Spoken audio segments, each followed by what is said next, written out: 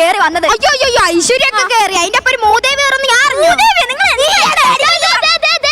Overlap ആവരുത്. ഒരാൾ ഒരു സമയം അതാണ് റൂൾ. ഞാൻ പറഞ്ഞു. ഹലോ, എന്തോന്നറി എന്റെ വീട്ടിൽ കിടന്ന് കേൾക്കുന്നത്? നിങ്ങൾ എവിടെ കിടന്ന് വെള്ളം വെക്കുന്നതല്ല ഇവിടെ നാട്ടുകാർ മൊത്തം കേട്ടോണ്ടിരിക്കുക. ഉളുപ്പില്ലാത്ത വർഗങ്ങള്. സോറി. ആ മൈക്കൊന്ന് ഓഫ് ചെയ്യും നാട്ടുകാരെ മൊത്തം കേൾപ്പിക്കാനായിട്ട്.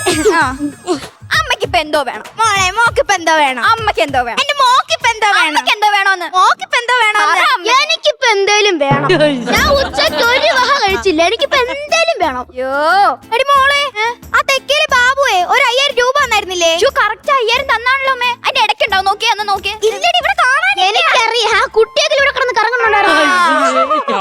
എന്റെ ദൈവമേ, എന്റെ മുടിക്കുരി അമ്മച്ചിയെ 5000 രൂപ എടുത്തവൻ ആരായാലും അവൻ നശിച്ചു. നിനക്കാരില്ല ഭ്രാവാമോ? ആൾക്കാർ ചത്തുപോയാ പിന്നെ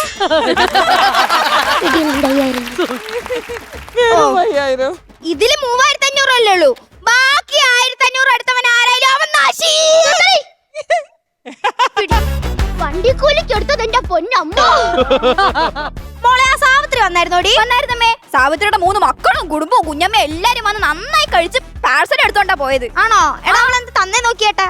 എവിടെ? സാവിത്രി സാവിത്രി സാവിത്രി സാവിത്രി. ഒരു സാവിത്രി നോക്കാനാ പറഞ്ഞു, ഇത്രയും സാവിത്രി നോക്കണ്ട. ഇതിന് സാവിത്രി എന്നൊരു പേരേ ഇല്ല. ഓ, അപ്പൊ അവളപ്പോ വന്നു, പക്ഷെ ഒന്നും തന്നില്ലല്ലേ? ഇല്ല ഇല്ല. അവളും അവളുടെ കുടുംബക്കാരെല്ലാരും വന്നോ? ആ വന്നു വന്നു വന്നു. അപ്പൊ അവളൊന്നും തന്നില്ല. അത് പോട്ടെ.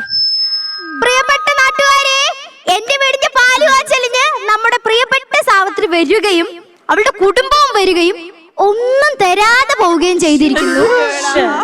എടി, എടി സാവിത്രി, ഇവിടുത്തെ കുടുംബം എനിക്ക് ഇത്തിരിയെങ്കിലും ഉൾക്കൊണ്ടോടി. നീ എന്താണ് വിചാരിച്ചത്? നിന്റെ വീടിന്റെ പാല് കാച്ചൽ ഞാൻ എന്താണ് നിനക്കാതെ നിനക്ക് മിക്സ് നിനക്ക് ആരൊക്കെ